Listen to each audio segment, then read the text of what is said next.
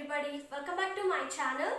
So in the previous class we have studied about the evidences of evolution, which I have written on the board also. So what is this? In the previous class we have studied about the paleontology, that is fossil and also the missing link. So I think you are clear with that topic. So in this class we will move on with the next evidence of evolution, that is homologous and analogous structures. So have a look over here. Homologous structure and also the analogous structure. So before going to analogous structure, let's study about the homologous structure. So you all know that in your previous classes also you have studied that homo, where the word itself says that same or similar, right? So homologous structures are the structures which will be similar to look. To visible they will be similar, but the function will be different. This all you have studied in your previous class also. So we can say that homologous structures are the structures which will be similar in their structure but different in their function. So how can we believe that, or how can we conclude that homologous structures are the evidences of evolution? So let's go on with the example. See, have a look over here. We all know mammals, okay? So in pink, this is the primitive earth. On this, so these are the mammals. Primitive mammals are present over here. Primitive mammals, okay? So we all know that mammals, they are nothing but which have a mammary gland. On that basis we conclude that mammals are they belongs to the mammal phyla. So primitive mammals, what they did is, due to their requirement, when they were in this earth or in this environment, some of the organisms which were mammals, they felt like to go out and to find if there is a less competition, we can survive over there. So by that, what some organisms did is, for example, bat. See, bat is a mammal, but what is peculiar in it? It has got wings, right? Do mammals have the wings? Yes, only that bat. But even we, the human beings, are the mammals, but we don't possess any wings over. In the same way, one more organism, that is whale, dolphins. So you have known that whales, dolphins, where they live in the water also. So due to that, what they developed an organ or the structure called fin, right? These are the mammals, where fishes are they are species, they are not mammals. And also another organism, that is, you can take horse, human beings also, where they got the forelimb to survive on the land. So due to the usage of the wings, where bat can fly, but due to the usage of fin, where whale can swim in the water, and due to forelimb, where horse can run on the land.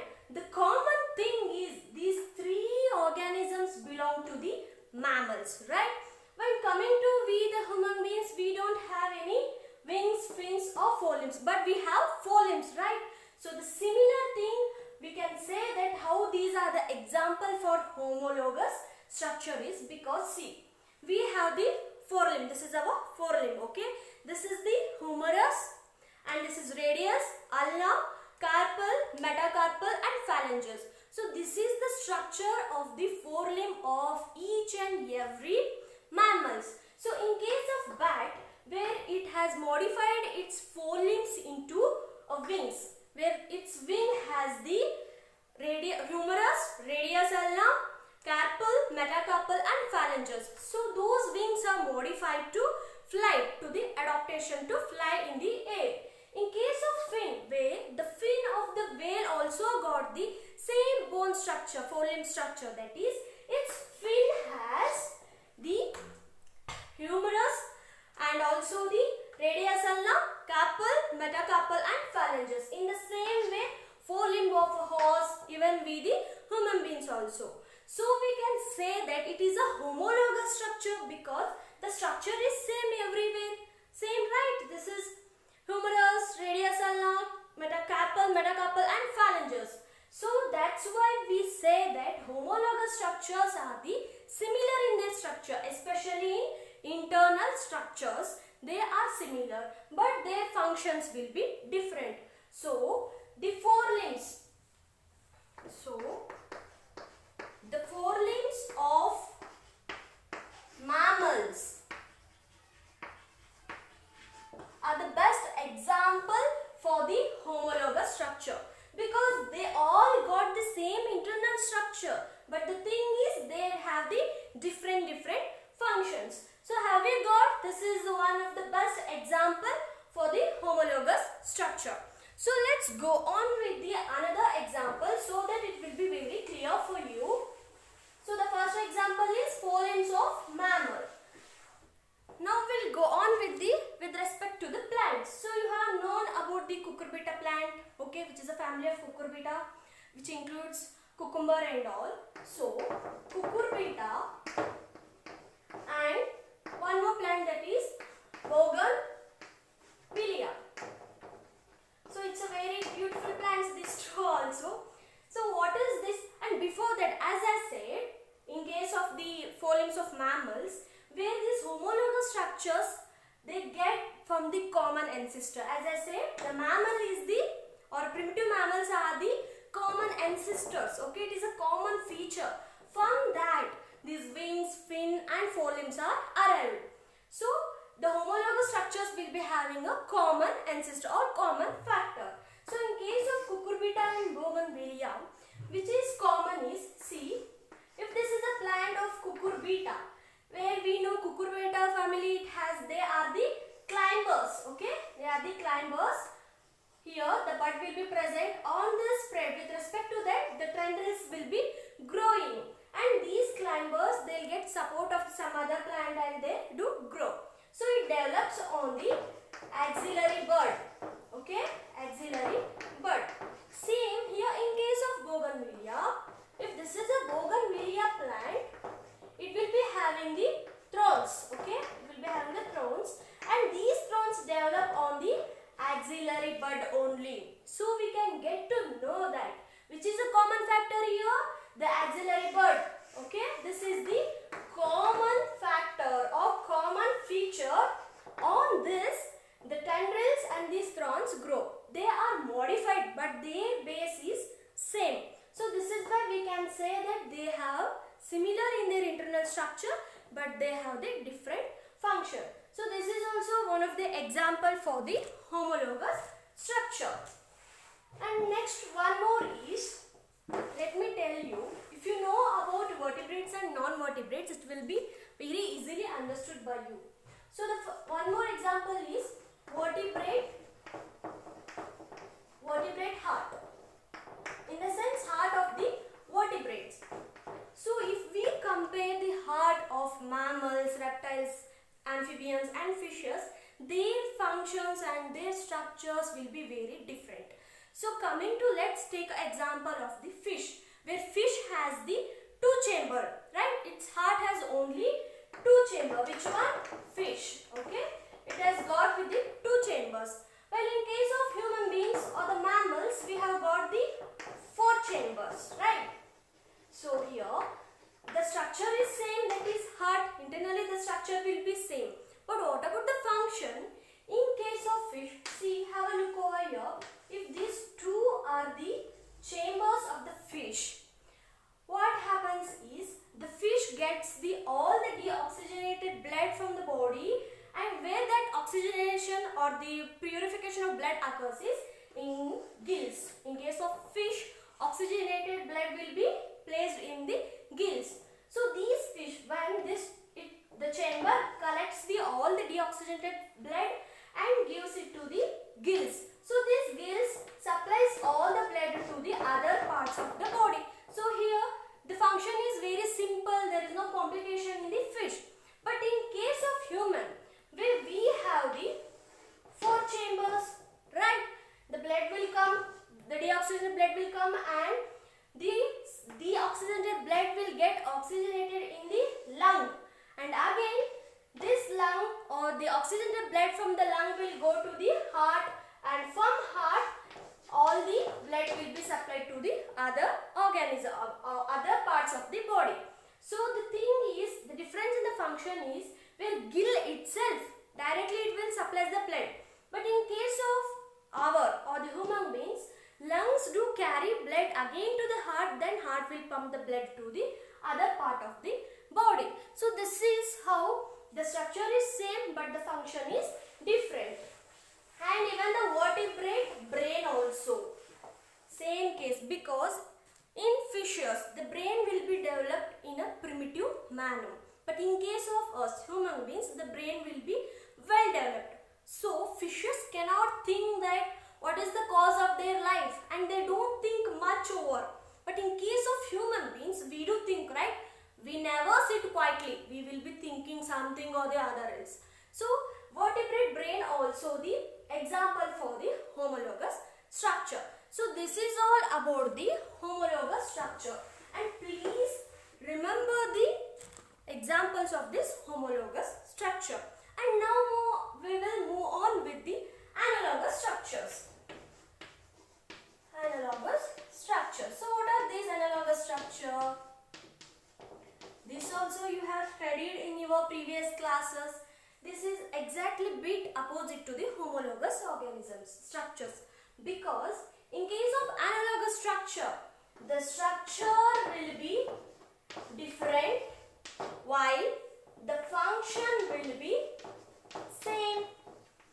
So that's what the difference between the homologous and analogous structure, because these analogous structures will be different to look and it is visible. It will be visible and we can directly differentiate that it is an analogous structure, but the function will be same here. So what is the example for this analogous structure? So let's go on with the example of the analogous structure. First we'll take the plant. You have seen or you have used the potato and also the sweet potato. Okay. So these two are the favorite potatoes. I think you all will eat this vegetable more. So this potato, how can we say that these are the analogous structure? Because potato, this potato which grows under the ground, right? And also this sweet potato which grows under the ground. The same thing here. Here, see, this potato, it will grow from the stem, okay? Stem modification will be seen in this potato. But in case of sweet potato, this sweet potato is originated from the root, where root modification is taken place. So, the structures are different. They don't have any common ancestor or common factor over here. But the function is same. What is the function? That is storage of food. What is that? Storage of food.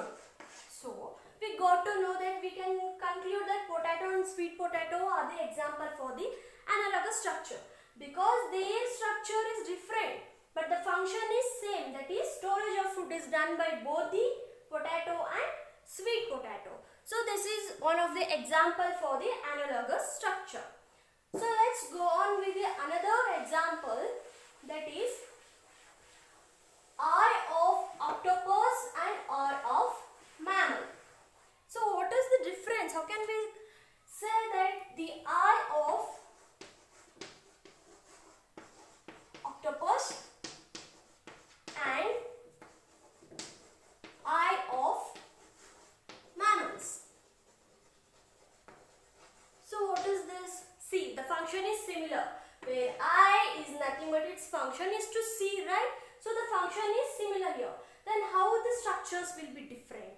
Because octopus belongs to the mollusca phylum, mollusca, right? Where mammals belongs to the chordata, right? So these molluscans or this octopus develop their eye on their own. So that's why we can say that eye of octopus and eye of mammal are analogous structure, where the function is same but the structure will be different. Well, in case of chordata, we human beings got the eye from our ancestors as we belong to the chordata. So this is also one of the example for the analogous structure. And let me give you one more example, that is wings. Okay, this is a very important example. Please have a look over here. Wings of bird and also the mammal, fish. What is this? How can we say that it is an analogous structure? Have you seen the wings of birds? And mammal do have a wing, that is bat. Okay, bat got the wing to fly. And in case of fish, the fishes or the like a dolphin and the whale, they do have got the flippers. Why they have got? To fly, right? Where the function will be same, where these three wings, modified wings are used to for the flight adaptation. But the structure, how these structures are different, right? So how the structure is different in case of bird. In case of bird, where birds' ancestors are the reptiles, okay? These reptiles usually don't have any wings to them. So based on their own purpose, these birds develop their own wings. So those are where birds' ancestors don't possess any, that is reptiles, they won't possess any wings. And in coming to mammal, where mammals' ancestors are also the reptiles, because birds and mammals are evolved from the reptiles. Okay, but these reptiles have not got the wings. Okay, so this mammal, in case of bat, the bat wanted to fly in the air, it wanted to be in the atmosphere of the aerial. So what this bat did is it developed wings on its own. In case of fish also, the whale or the dolphin, they do have developed the wing in the form of a flipper to fly. So on their own, these organisms developed their wings. So this is the modification of wing, but the function is same, that is to fly. So these all are the examples for the analogous structure. So if you find any doubt, please do ask out me and do comment if you have any doubt over. So this is what about the homologous and analogous structure. So now we will go on with the divergent evolution. So what is this divergent evolution? What is this divergent evolution? As I said that where this primitive mammals, due to their requirements, what they did? They modified their forelimb, like bat and also the whale or dolphin and horse. They modified their forelimb to do their to adopt them into a new atmosphere. The bat in aeric atmosphere or aerial, whale in aquatic, horse on the land. So this is the example for the divergent evolution. How we can say is, see, this is a common thing, primitive earth, primitive mammal. From these primitive mammals to adopt or to go out of this atmosphere, these organisms diverted, right? See, they have diverted. Same ancestor but different species are originated from the same species or same primitive mammals. So this is the divergent evolution. Have you got? So this is the example for the divergent evolution. So now we will go on with the convergent evolution. This is a very important topic and very basic topic. You have to learn it carefully. So the next one is convergent evolution. See, divergent evolution is nothing but if this is a common or stock factor, from here the species or organisms will get diverted. Where the convergent means it is opposite. From these different organisms, where the evolution occurs here, the common thing will be occurred by these different organisms. That is called as the convergent evolution. So what is the example, best example for this convergent evolution is, see, in case of mammals, we have seen the bats, okay, and in case of aves, that is birds, anybody can take penguin or anything. And in case of Arthropoda phylum, which are non-vertebrates or invertebrates, and that you can take butterfly. Okay, see, what is this convergent evolution is? In case of mammals, these bats got the phylums into wings, where phylums modified into wings. In case of birds, it may be a penguin, crow, parrot, anything, they too have got the wings. And in case of Arthropoda, which is a different phylum from that, which we call them as an insect also, even butterflies do have the wings, right? So they do fly. So butterflies have got the wing. So this is what the convergent evolution is.